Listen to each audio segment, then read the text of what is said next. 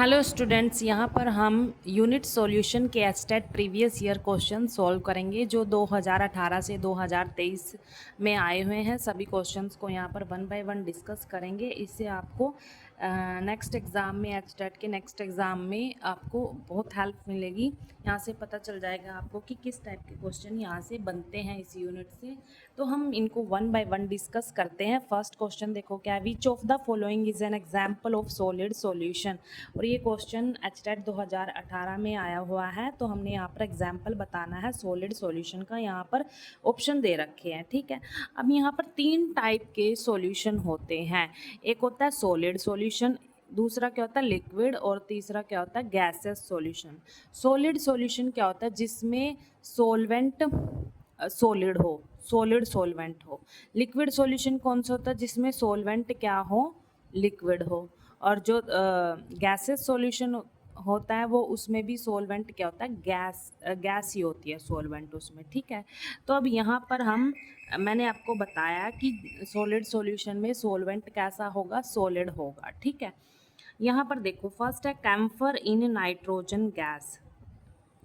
Camphor in nitrogen gas मतलब camphor क्या है, यहाँ पर सोल्यूट है, इन नाइट्रोजन गैस, यहाँ पर नाइट्रोजन गैस क्या है, सोलवेंट। तो यहाँ पर सोलवेंट क्या है, गैस। तो ये तो हो नहीं सकता सॉलिड सॉल्यूशन, ये क्या होगा, गैसेस सॉल्यूशन होगा, ठीक है। क्या होगा, गैसेस सॉल्यूशन होगा।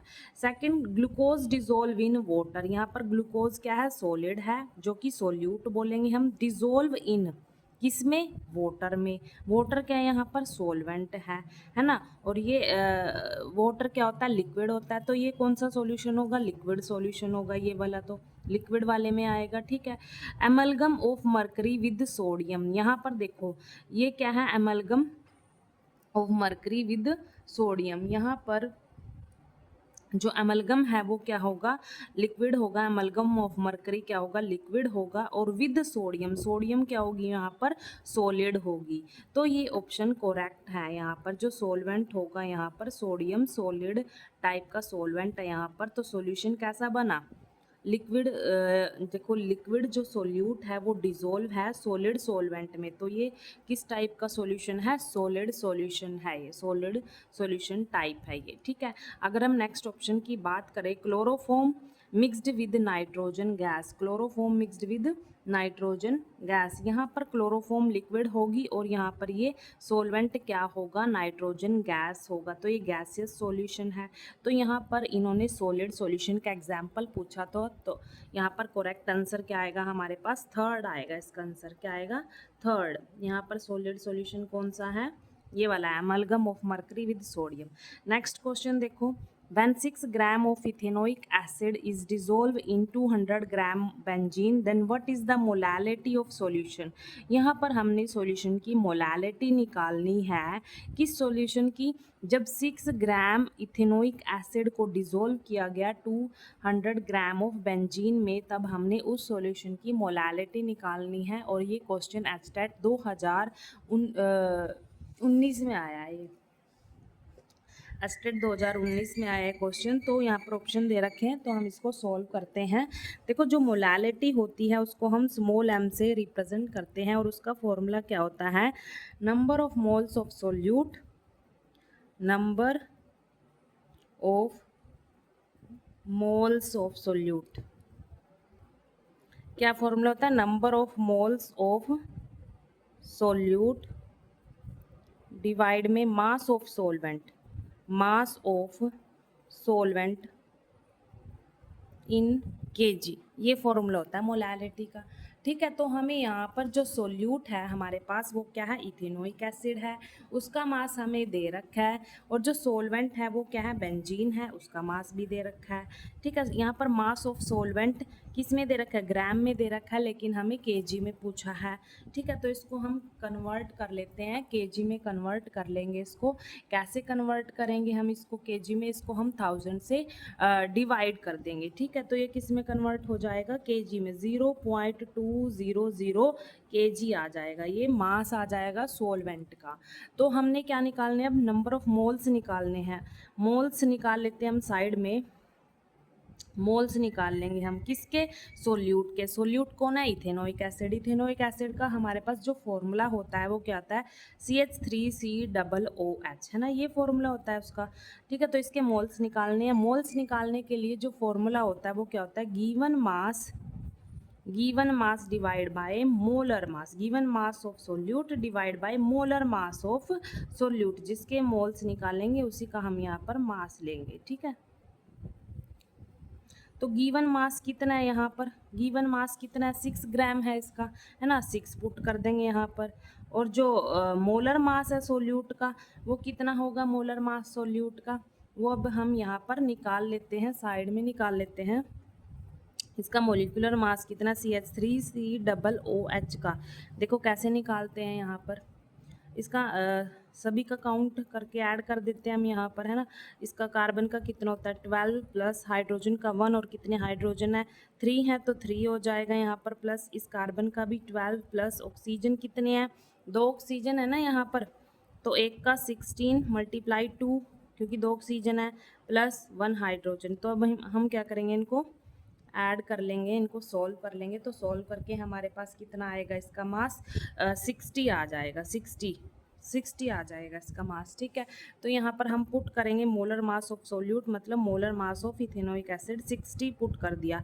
अब इसको सॉल्व करेंगे तो हमारे पास मोल्स आ जाएंगे किसके, सोल्यूट के। सोल्यूट कौन है यहाँ पर, इथेनोइक एसिड। इसको हम सॉल्व करेंगे तो कितना आएगा 0.1 आ जाएगा, क्योंकि यहाँ पर इससे कैंसिल होएगा तो 1/10, और 1/10 को हम 0.1 लिख सकते हैं। ठीक है, तो हमारे पास दोनों वैल्यूज़ आ गई, मोल्स भी निकाल लिए हमने और मास ऑफ सोलवेंट इन केजी में भी कन्वर्ट कर लिया, ये ग्राम से केजी में। बस हमने मोलालिटी वाले फॉर्मूले में पुट करना है इसको।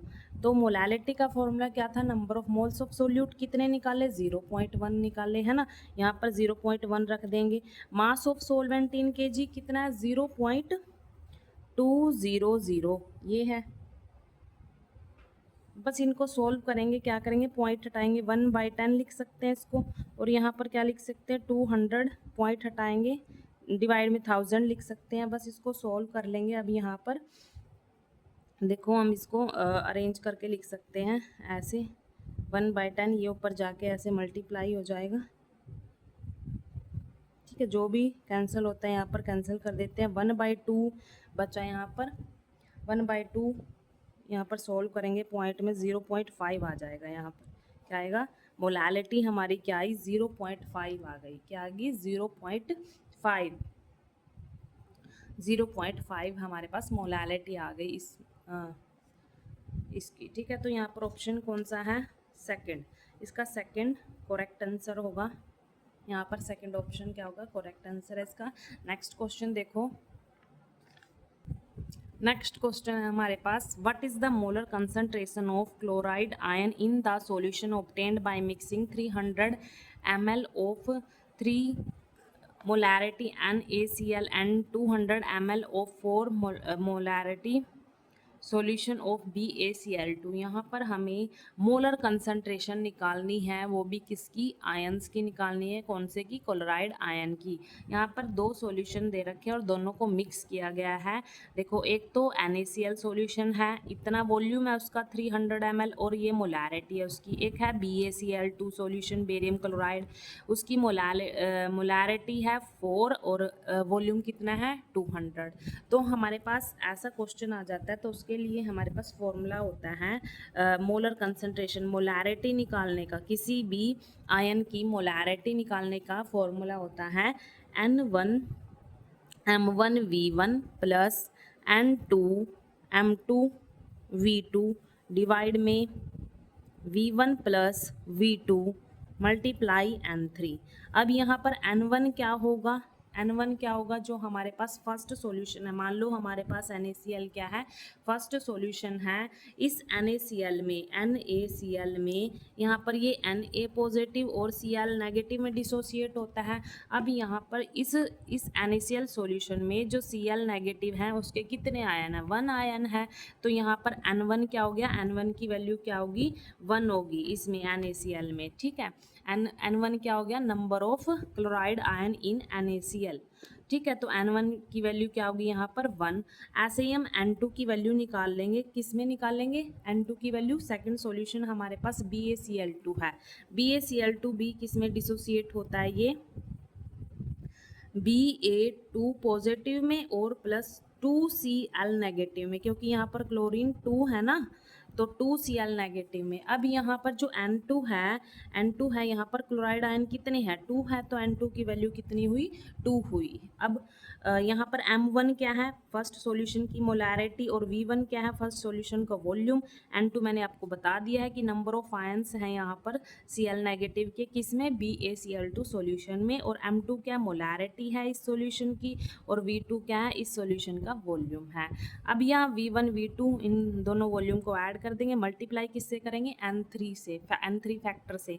N3 क्या है, यहाँ पर हमने जिस क्लोराइड आयन की कंसंट्रेशन निकालनी है वो है।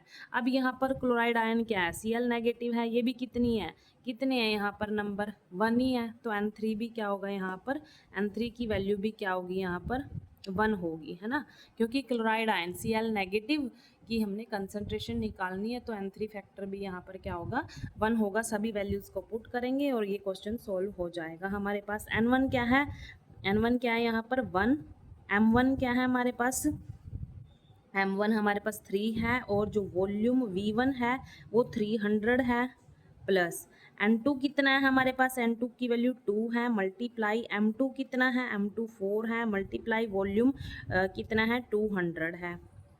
अब V1 प्लस V2 तो ये था और V2 ये था, 300 प्लस 200 मल्टीप्लाई N3 की वैल्यू कितनी है 1, N3 फैक्टर है जो क्लोराइड आयन की कंसंट्रेशन हमने निकालनी है, उसके नंबर कितने हैं, एक ही नंबर है ना। तो यहाँ पर हम इसको सॉल्व कर लेते हैं, यहाँ पर कितना आएगा 900 प्लस यहाँ पर 4 600 आ जाएगा, यहाँ पर इसको सॉल्व करेंगे, ठीक है, और यहाँ पर 500 आ जाएगा नीचे। अब इनको हम सॉल्व कर लेते हैं, कितना आएगा 2500 डिवाइड बाई 5, ये कैंसिल हो जाता है, 5 पे कैंसिल हो जाता है यहाँ पर। तो यहाँ पर इसकी जो मोलर कंसंट्रेशन है क्लोराइड आयन की वो क्या आएगी, 5 आएगी, तो इसका आंसर क्या आएगा 5, ठीक है।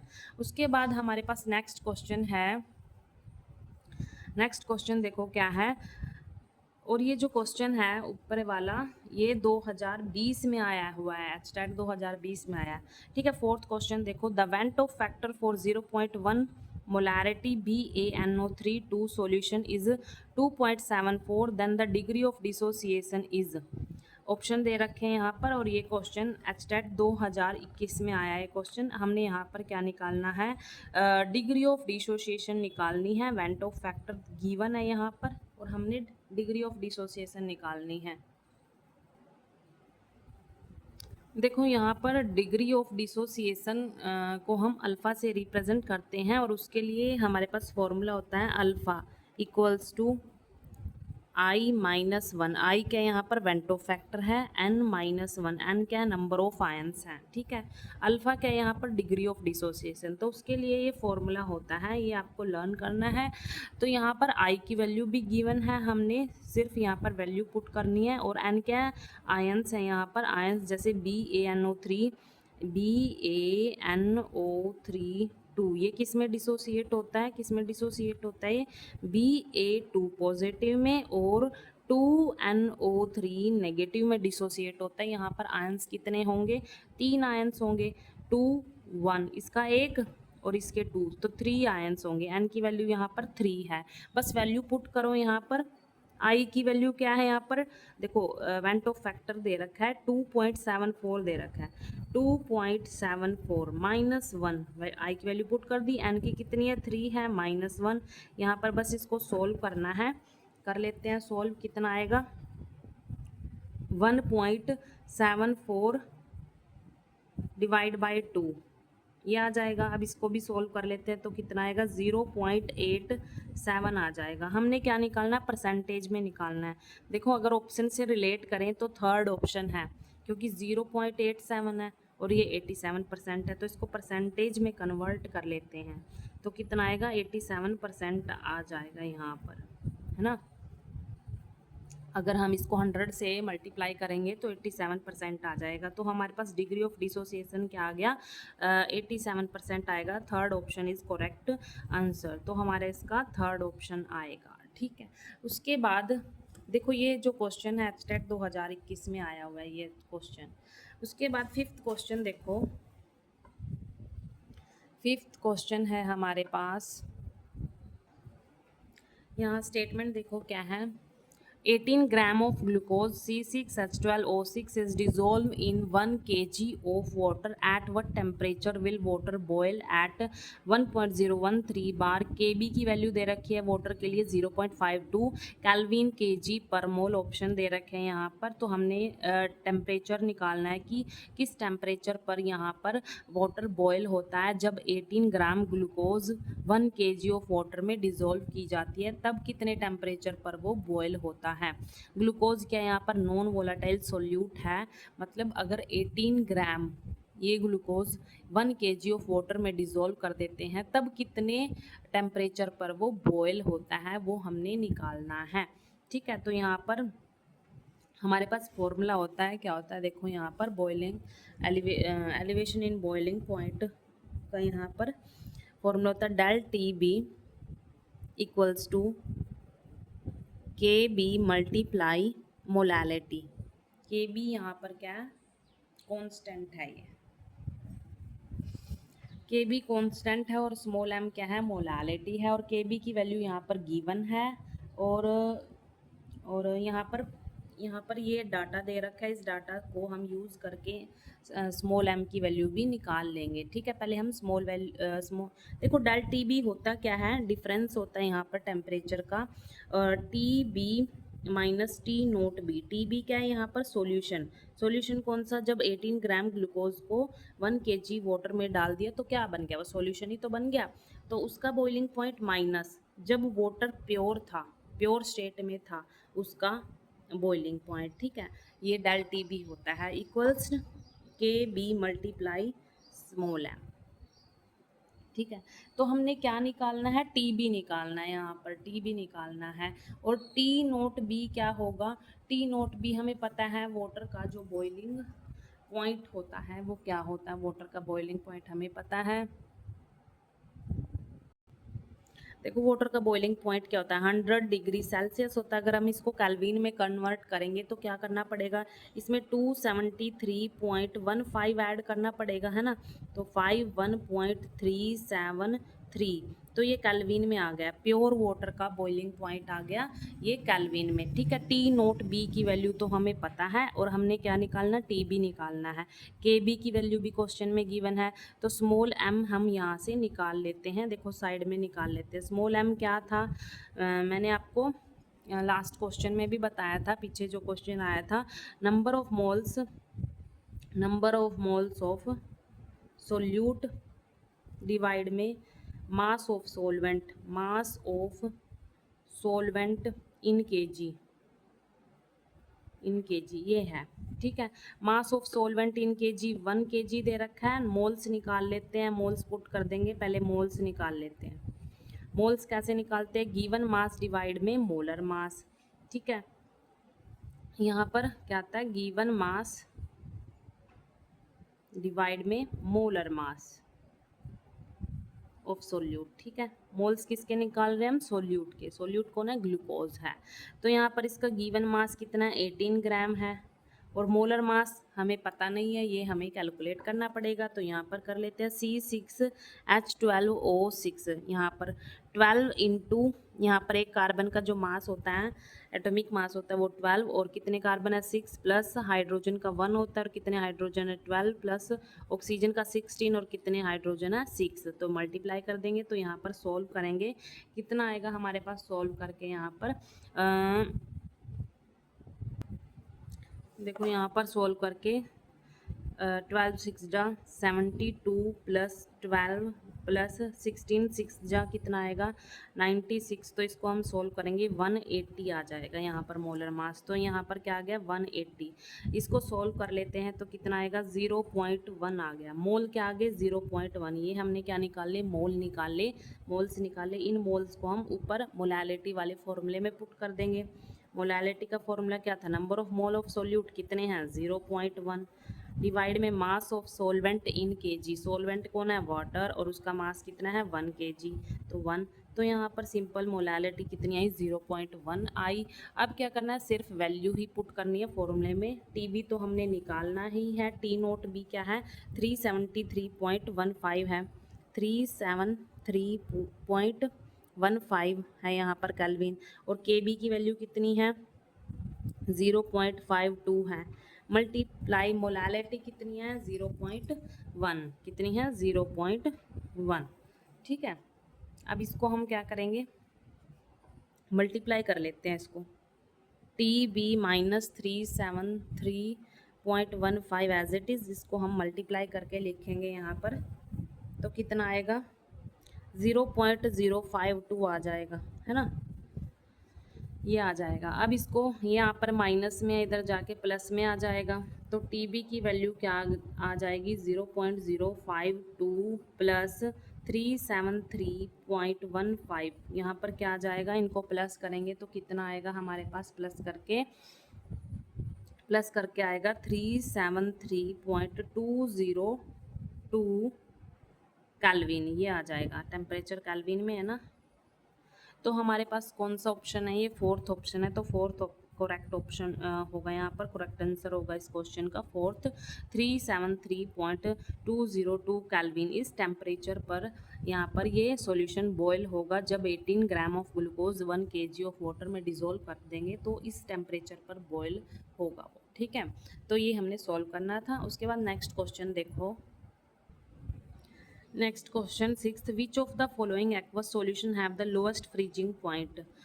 यहाँ पर हमने एक्वस सॉल्यूशन ये दे रखे हैं हमारे पास, एक्वस सॉल्यूशन, इनमें से बताना है कि किसका लोएस्ट फ्रीजिंग पॉइंट होगा, ठीक है, ये बताना है। और ये एचटेट 2022 में ये क्वेश्चन आया हुआ है।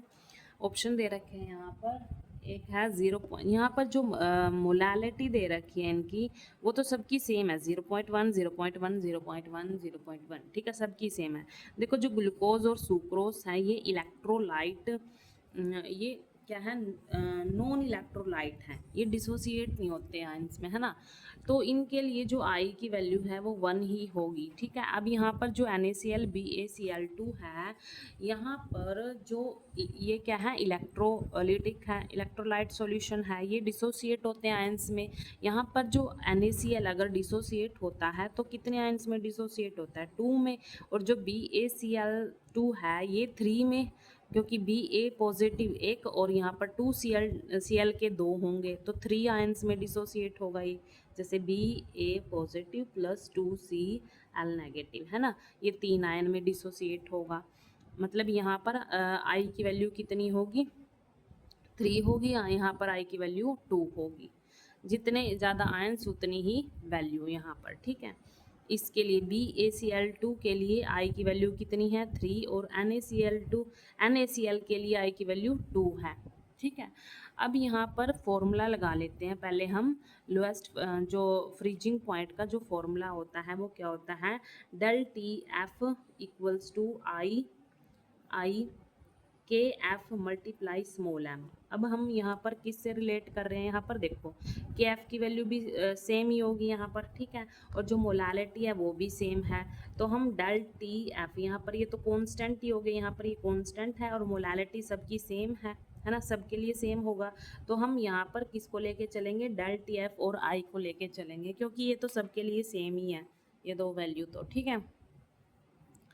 यहाँ पर देखो डेल टी एफ क्या होता है, T naught F minus T F equals to I क्या वेंटो फैक्टर है, आई क्या होगा यहाँ पर, जितने ज़्यादा आयंस होंगे किसी भी सॉल्यूशन में उतनी ज़्यादा आई की वैल्यू होगी, ठीक है। अब यहाँ पर टी नोट एफ क्या है, प्योर जो हमारे पास प्योर सॉल्वेंट होता है उसका फ्रीजिंग पॉइंट होता है, और जो टी एफ होता है वो सॉल्यूशन का फ्रीजिंग पॉइंट होता है, ठीक है। अब यहाँ पर देखो यहाँ पर किस सॉल्यूशन में आई की वैल्यू ज़्यादा है, जो BaCl2 है उसमें आई की वैल्यू ज़्यादा है 3 है, क्योंकि 3 आयंस हैं, मैंने बताया जितने ज़्यादा आयंस उतनी ज़्यादा आई की वैल्यू, है ना, तो यहाँ पर आई की वैल्यू 3 है, 3 है BaCl2 के लिए।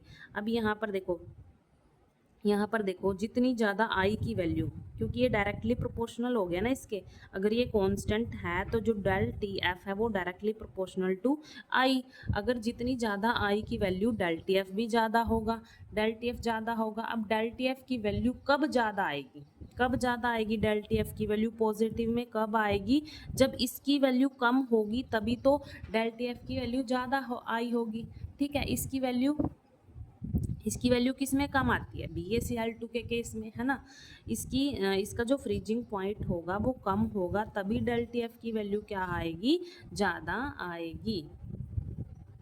हमने क्या बताना है, सॉल्यूशन का बताना है। इसकी वैल्यू लोएस्ट फ्रीजिंग पॉइंट, इसी का क्या होगा, इसी के BaCl2 के केस में ही क्या होगा, इसका लो फ्रीजिंग पॉइंट होगा।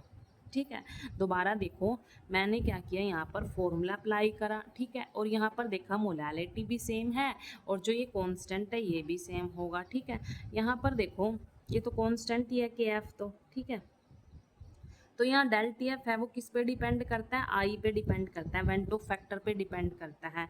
आई मैंने आपको बताया कि जितने ज़्यादा नंबर ऑफ आयंस उतनी ही ज़्यादा आई की वैल्यू। अब यहाँ पर देखो BaCl2 के केस में आई की वैल्यू ज़्यादा है, मतलब आई की वैल्यू ज़्यादा तो डेल टी एफ भी ज़्यादा। अब डेल टी एफ कब ज़्यादा आएगा, जब टी एफ की वैल्यू होगी वो लो होगी, तभी तो डेल टी एफ ज़्यादा आएगा ना। तो मतलब BaCl2 के केस में ही इस सॉल्यूशन का फ्रीजिंग पॉइंट लो है, तो इसका करेक्ट आंसर क्या आएगा, फोर्थ ऑप्शन आएगा। मतलब BaCl2 के केस में, क्योंकि TF क्या है, सॉल्यूशन का फ्रीजिंग पॉइंट है ना, सॉल्यूशन का क्या है, फ्रीजिंग पॉइंट। तो यहाँ पर डेल टी एफ की तब भी आएगी पॉजिटिव वैल्यू, या हम बोल सकते हैं डेल टी एफ की वैल्यू तभी ज़्यादा आएगी जब इसकी वैल्यू कम होगी। इसकी वैल्यू कम किसके केस में है, BaCl2 के केस में है ना, ये है इसमें। तो इसका करेक्ट आंसर क्या आएगा, फोर्थ आएगा। ठीक है, ऐसे हम इसको रिलेट कर सकते हैं फॉर्मूले से। उसके बाद है next question 7th, if all the molecules of ethanoic acid associate in benzene then देखो अगर ऑल मॉलिक्यूल्स हैं जो इथेनोइक एसिड के एसोसिएट हो जाते हैं, बेंजीन मतलब सोलवेंट है बेंजीन, ठीक है, इथेनोइक एसिड के जो मॉलिक्यूल्स हैं वो जुड़ जाते हैं, ठीक है, जुड़ जाते हैं। तो ऑप्शन दे रखे हैं यहाँ पर कि कौन सा करेक्ट है, ये हमने बताना है, और ये HTET 2023 में ये क्वेश्चन आया हुआ है।